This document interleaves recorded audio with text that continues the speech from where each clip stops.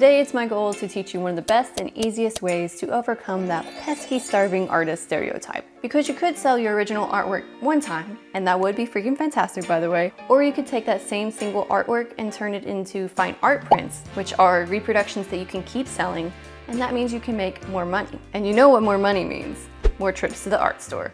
But seriously, art prints could be the thing that allows you to keep making art and to even become a full-time artist. And it means more people could enjoy your art, which is pretty cool. So in this video, I'll cover everything you need to get started. Scanning and photographing, color management and printing, selling, packing and shipping. And at the end, I'll answer some FAQs like how to price prints, do you really need an expensive printer as a beginner, etc.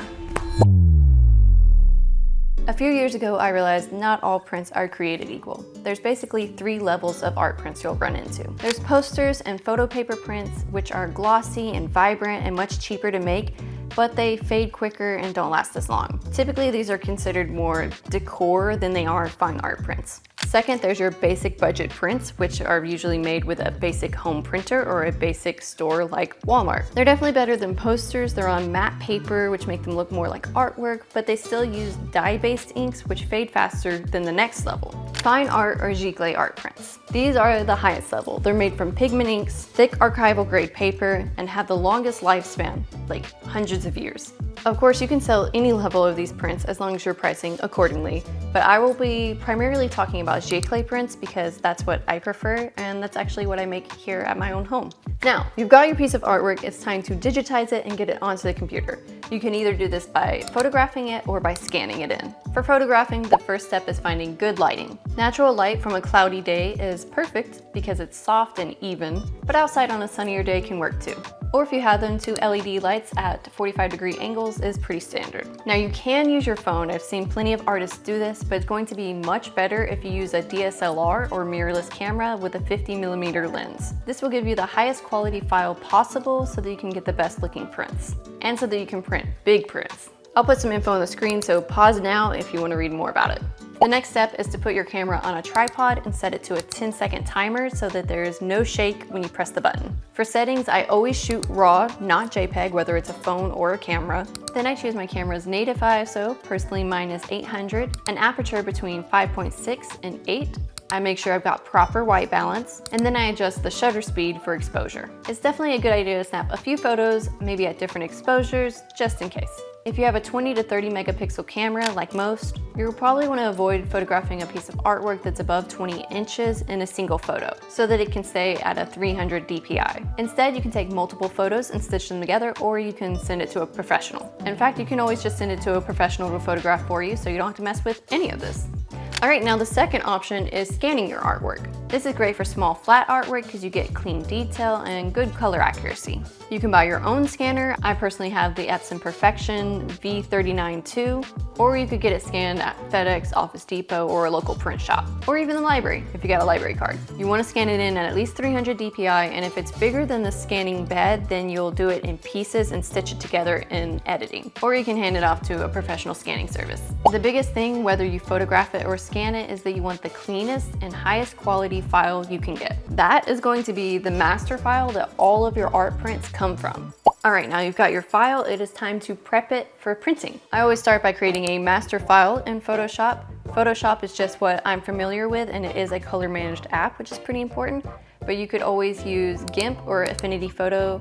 Those are a little bit more budget friendly and also color managed apps. I'll talk more about color management in part 3, but basically you'll want to use a device like this to calibrate your monitor so that it displays accurate colors for you. This master file is going to be the highest resolution version of my artwork I can get without dropping below 300 DPI. I do all of my cleanup here, like removing dust, smudges, reflections, trimming the edges, and then I either duplicate the artwork or I add a new layer above it for additional adjustments, so I'm not editing destructively. You never know when you'll need to undo something. You can also add your signature digitally here if you want. I save this master file as a TIFF or PSD file, and once it is done, I don't touch it again.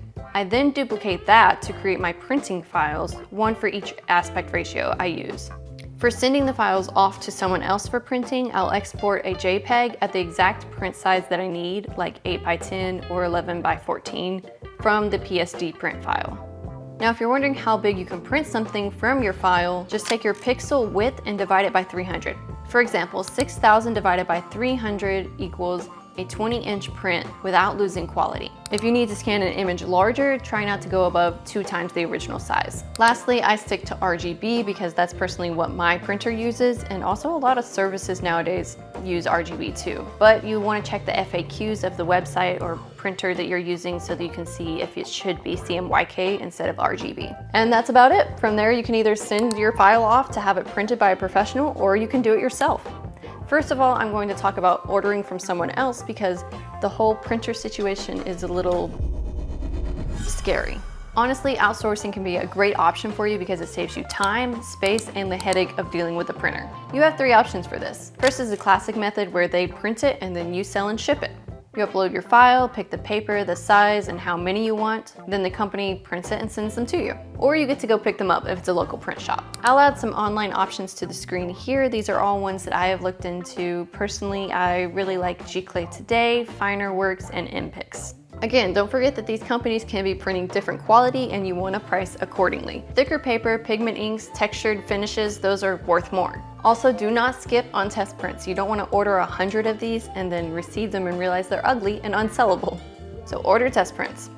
The second method is print on demand. Services like Gelato and Printify will store your file, and then when you get an order, they make it and ship it to the customer. You never even touch the prints yourself in this case. You still want to order test prints before selling, but this is honestly a great option for artists, especially if you're just getting started. But you do want to be careful about quality control because you're not getting to see the print before you send it to the customer. The third method is full service. They print, they ship, and they market for you. Some services handle everything, including having a marketplace to sell your art prints. This is the most passive option, but it usually comes with more fees. Also, you want to watch out for copyright and licensing, making sure you understand who owns the rights to your work when you put it on the website. No matter which of the 3 you choose, the most important thing is to get a test print so you can make sure it looks the way you want it to before you sell it to your customers.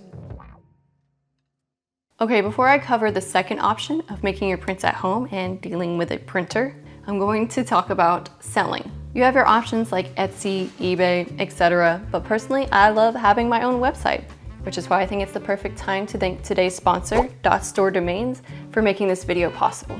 .store is the perfect domain to sell anything online because it's one that actually helps you sell more. A detailed study even shows that websites on a .store domain get 87% more traffic and actually rank 2 times higher on Google. When customers see .store, they instinctively know it's an online store, which literally helps you sell more. And it's not like it's just small creators using it. Over 1.5 million sellers trust .store, including Mr. Beast, Cristiano Ronaldo, Rihanna, and even Emirates. So yeah, pretty good company to be in. Also, a cool feature, when you buy a .store domain, you get access to Elevate.store, which is their free toolkit for online sellers. It gives you exclusive deals on tools like Canva, Shopify, AutoDS, and more. It's free for everyone, but .store sellers get great discounts. Using the link below or going to get.store, you can type in your domain name, add it to the cart, and for a limited time, you can use my code Leanne to get the first year of your domain name for only 99 cents. So if you'd like to join me in defying the starving artist stereotype and want a clean professional domain name that makes your store look intentional, use the link below to grab your own .store domain name today. Alrighty, let's talk about selling your art prints, at least to the best of my ability, because I am a part of the group that would rather be making art than selling art, so here's what I do know. There are a few different ways to do this, and each of them have their pros and cons. Though you don't have to choose just one, I have done all 3 of them. First, as I mentioned, I have my own website. I use Shopify, but Squarespace is another popular one with most artists. This option gives me the best profit margins and lots of control over branding, pricing, selling pre-orders, having pages about other things besides my products, and more. It also looks more professional in my opinion and means I don't have to be basically directly competing with people selling similar products. The downside is that I am responsible for making sure people actually come to my website and buy something. Obviously, there's social media like TikTok, Instagram, YouTube, and even Pinterest, I guess. They're easily accessible, but not always the most reliable for consistent sales because if you stop posting, you might stop getting orders. But I'm so grateful that this option even exists because I do not want to go beg stores and galleries to sell my artwork. I would just rather make fun videos. The easiest way to handle social media as an artist, I think, is just to be documenting what you're doing. So your art process, finished artworks, packaging orders, sharing a fun story over top something else you're doing, sharing tutorials, that kind of stuff. A tip I try to remember that's a little bit of a double-edged sword is that a lot of people are buying art because they like you and not just because they like the art. Besides social media, another widely recommended option is email lists. I don't have a lot of first-hand experience with this, but I know that a lot of people swear by it. Also, if you wanted, you could learn how to run ads, but I also do not have experience with that. A second way to sell your art prints is through online marketplaces. So this is like Etsy, eBay, Amazon Handmade, and even Facebook Marketplace. Etsy is what I use to get started, and I do still sell on it, but I share the link to my website because that's more beneficial. Also, I've heard artists talk about Ko-Fi, but personally I've never looked into it. All of these are nice because the customers are already there, ready to shop. You don't have to rely on sending people to buy your stuff, and it's usually pretty easy to set up. The downsides being fees, competition, and lack of control. There's also online marketplaces for wholesale, like Fair, which are great for art prints. For both the website and online marketplace option, the number one thing you want to remember is to have good product photos or mock-ups. Then there's always the third option where you go offline and actually sell in person. Think markets, craft fairs, pop-ups, or even going to local shops or coffee shops to see if they'll sell your prints there. Also, I believe that some art galleries will sell art prints, but I've not looked into that. What's nice about selling at events is customers actually get to hold your art prints, and you get immediate feedback. You get to see how they react to different designs, like which ones are the most popular. I have a couple videos myself about selling at events that you should go watch after this video. I'll add the link somewhere. 3 general tips about selling art prints. 1, the most common print sizes are 5x7, 8x10, and 11x14 in the US. I personally only sell those 3 sizes, plus postcard size, which is a 4x6. But I would love to one day sell 16x20s or even 18x24s. Number 2, learn how to track what is selling so that you can adjust if you need to. And number 3, pricing. This is a little difficult because it needs to be a balance of actually making enough, like what it's actually worth, and actually being able to sell the prints. The easiest way to do this is to start by finding your base cost. This is material costs plus packaging costs plus your hourly wage times the time you spent printing, packing, and shipping. You can also add overhead costs in there if you need to. Once you have your base costs, you want to multiply that by 2 or more to find your selling price. A markup of even 4 times is pretty standard in retail even. You can also check what comparable artists are selling their prints for, but just remember they could be selling higher or lower quality prints. Then there's the option to sell your prints in frames, which raises the value and therefore the price, or to sell limited edition prints instead of just open edition. Limited edition means you only have like 100 of those prints in existence, which means you get to charge more because of scarcity. There's also canvas prints as an option, or you could look into hand embellishment, which is fun. If you need to know about packaging your prints for selling, that will be in part 3. Now I'm going to show you how I make my prints myself. Welcome to my new office. Please excuse how boring it is in here right now. So, step 1 to making your own art prints is to choose a printer. This one's mine. Now you could ask, what is the best printer? And the simplest answer I could give you, with some exceptions, is that it's the one that has the most inks and is the most expensive. But there is no reason to get the most expensive printer with all the bells and whistles, because you will have to put way more work into it. You have to know a lot more about how to use it and maintain it. So instead, I'm going to help you figure out what is the best printer for you right now. I'll break them down into 3 categories, starting with the budget-friendly options. Most of these use dye inks, which means your prints will not be considered giclée. If they're exposed to UV, like the sun, that means they're gonna fade faster than they would with pigment inks. But a lot of us don't need museum or archival grade art prints that last hundreds of years, so this is still a great option. Dye ink is more vibrant, and it's probably what every printer you've used had, so that might be more familiar to you. But in the category of these budget printers, you do want to check what size media you can print on. That is both how big the paper size is and how thick the paper is, or the GSM. Fine art prints tend to be on thicker paper, which a lot of these printers can't handle, so you do want to make sure you're checking that. I'll talk about papers more in a little bit. I'm going to put some popular budget-friendly options up on the screen here, so get ready to pause.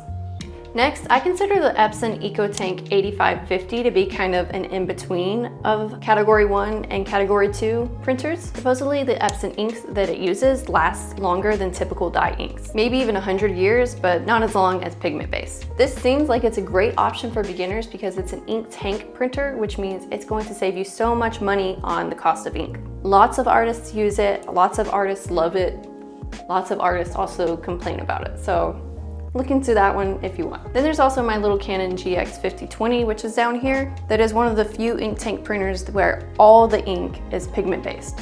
and it's a budget-friendly option. However, the print quality is nowhere near what my Pro 300 is, so I would not use it for fine art prints. I mostly use it for stickers and just regular printing. Though I think printing like postcards or decorative prints instead of fine art prints might be fine on something like this. Now, the second category of printers I'm going to talk about are pigment-based ones, like my Canon Pro 300. These are a little more expensive. I think mine cost $900 when I bought it, but they are probably like your best option if you want to make fine art prints. Again, I'll put some popular options up on the screen now, so if you want, you can go ahead and pause to look at those. Now, the third category of printers is above my pay grade. Although I did used to use one when I worked at FedEx. Basically, they're huge and they use rolls of paper instead of flat sheets of paper. This makes them more cost effective in the long run, but obviously you need to be selling a lot of art prints and you need the space for one of those. Some examples are the Canon 2100 or the 4100 or the Epson P5000 and P7000. Mainly though, when it comes to choosing a printer, you just want to consider the following and read a bunch of reviews. First, what type of ink does it use?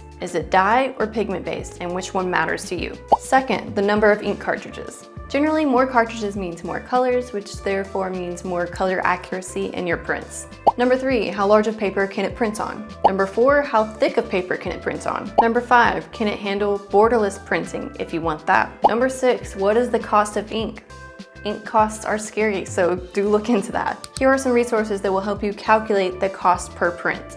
Number 7, double check that the printer is compatible with your computer.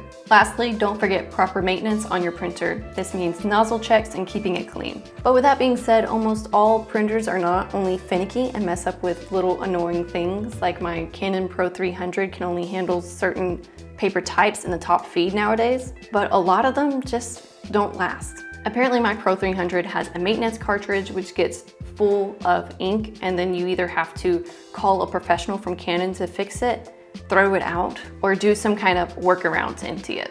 And that's not just my Canon Pro 300, they all kind of have their issues. Some are obviously better than others, but personally I still love my Pro 300. When this one stops, I would either get the newer version of it, the Pro 310, or basically the bigger version of it, which is the Canon Pro 1100. Though I am still pretty curious about the Epson P700 and P900. Pause here for a list of resources about printers.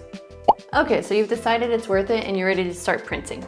Wrong. You actually need to color calibrate your monitor first. I'm guessing you probably experienced this before, but imagine that your painting looks perfect on your monitor and then you print it and it looks like someone sucked all the life out of it. It's too dark or it's too bright or there's too much contrast. Monitors are designed to look good for videos and games and software, not for your printer. So the number one way to make sure your prints match your screen is by using a monitor calibration device. I have the Calibrite Color Checker Display Pro, but the Data Color Spider is a very popular one as well. It'll create a display profile for you that adjusts the colors, brightness, and contrast to work better for your printer. You don't have to have one of these devices, but it'll make things a lot easier and predictable for you. It'll fix a lot of the color issues you'll deal with. But also FYI, the paper type makes a huge difference in colors and such as well. Next, let's go over your print settings. As I mentioned earlier, I use Photoshop, so I will show you exactly how I do that, but you could use another program like Affinity Photo, Epson Print Layout, Canon Professional Print Layout, etc. Start by making sure you have the correct and up-to-date printer driver installed. You should have set this up when you set your printer up, but if you need to reinstall it or update it, you can find the files on your printer's website.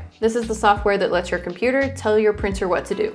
To check which one you have, go to your computer printer settings. If you're ever having random printing issues, this is the first thing you want to check. Make sure it's installed, reinstall it, or update it. Also, make sure you're not using AirPrint. Next, ICC profiles.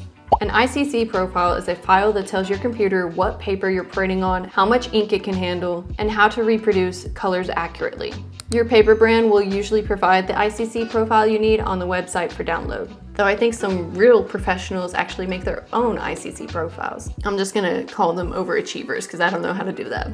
Third, you want to avoid double color management. Both your software and your printer want to adjust the colors, but you want only one of them to be doing color management. Otherwise, it's going to clash. So here in Photoshop, I usually select Photoshop manages colors, but you can select printer manages colors if you want. As you can see, there's a warning to turn off the printer driver, so we avoid that double color management. For me, this requires going to my printer settings, printer options, color matching, and then I switch it to color sync. And while we're here, let's make sure that we're selecting the right paper settings.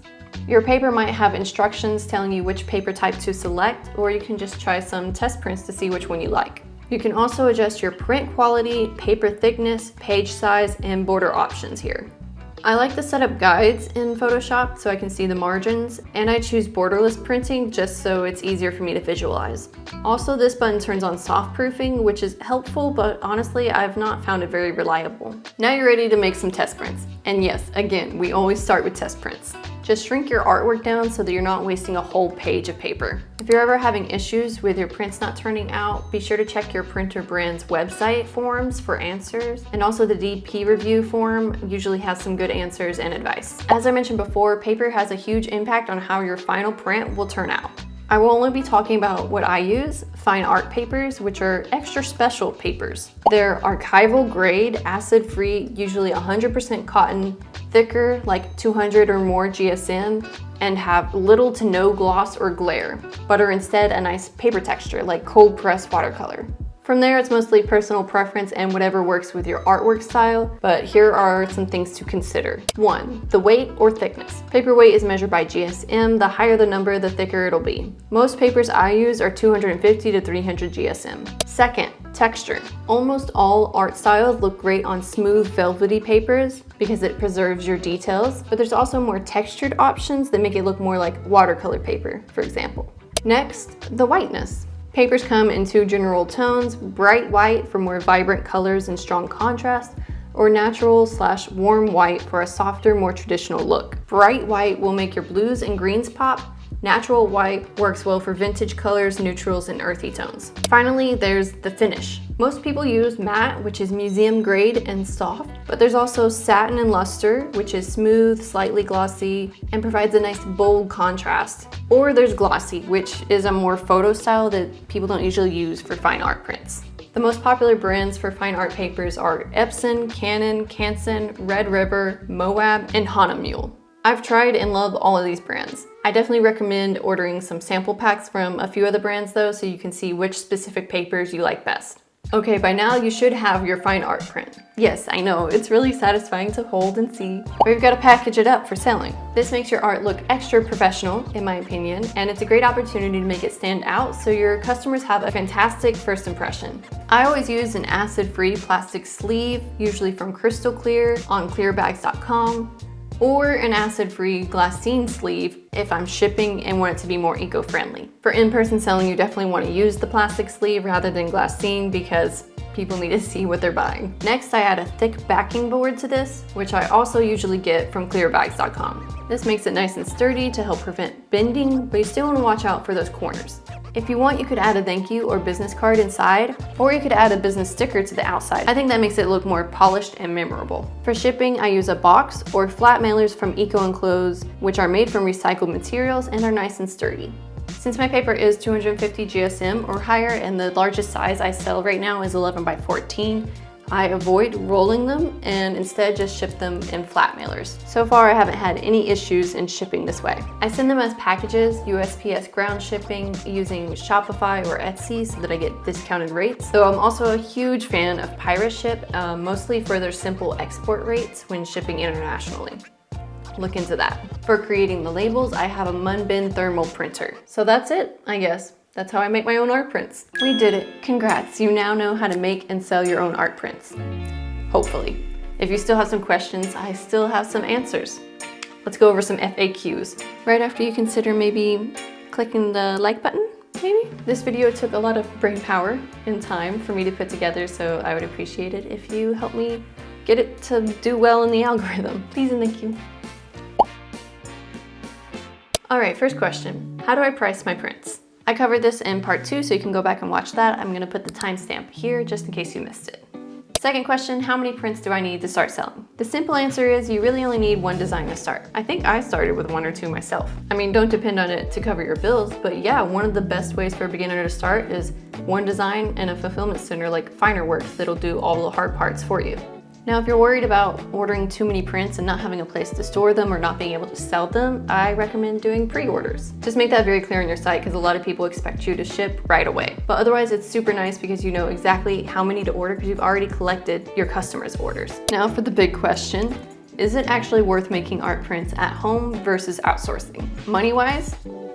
Yeah, usually. You can use Red River's cost to print page to help you calculate how much you'll probably spend per print with your printer, but typically outsourcing in the long run can cost more. However, printing everything yourself has a lot more upfront costs. So if you have a small, short-term budget, then outsourcing is probably the answer for you, and that way, if you want, you can always save up for a printer later on. But besides money, don't forget to consider your time and hard work when it comes to doing it yourself versus outsourcing. To see if it's worth it to you, maybe use that pricing formula from earlier and you can see the difference in the profit margins. Should I sign the front or the back of the print? Most people sign the front of the print in pencil. This gives it kind of a more fine art look, in my opinion. You could also title and number it if it's a limited edition on the front. For some of my prints, I don't like the way it looks on the front because it like messes with the artwork or something, so I will sign the back usually in archival pen. If you are trying to stay archival, you can use graphite pencil or an archival pen like Micron's. I also have a stamp with my name on it that I'll use on the back of my prints just because I can and I like the way it looks. Ultimately, it's your print. You can do whatever you want with it.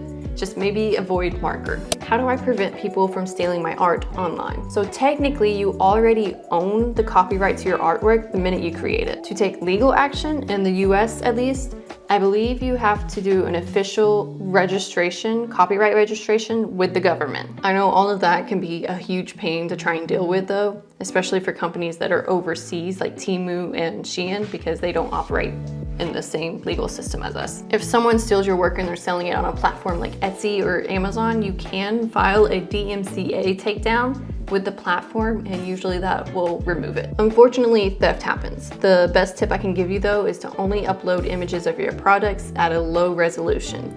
So think like 1200 to 2000 pixels max. You can also try using watermarks, but those are pretty easy to remove nowadays with technology, but it's up to you if you're concerned. Last question, do I need a business license to sell prints? The short answer is it depends on your country, state, city, whatever, but usually yes, once you're selling regularly or making consistent income, it's considered a business rather than a hobby, and so you'll need a business license or a seller's permit. But definitely Google your own state's rules because it varies. Also, a business license is different from an LLC, and it's much cheaper and easier to deal with tax-wise. LLCs will add some additional protections and such as you're growing, but they're definitely not needed to start selling art prints. Anyway, thank you so much for watching. I know it was very overwhelming when I first started making my own art prints, so I hope that this video makes it easier for you.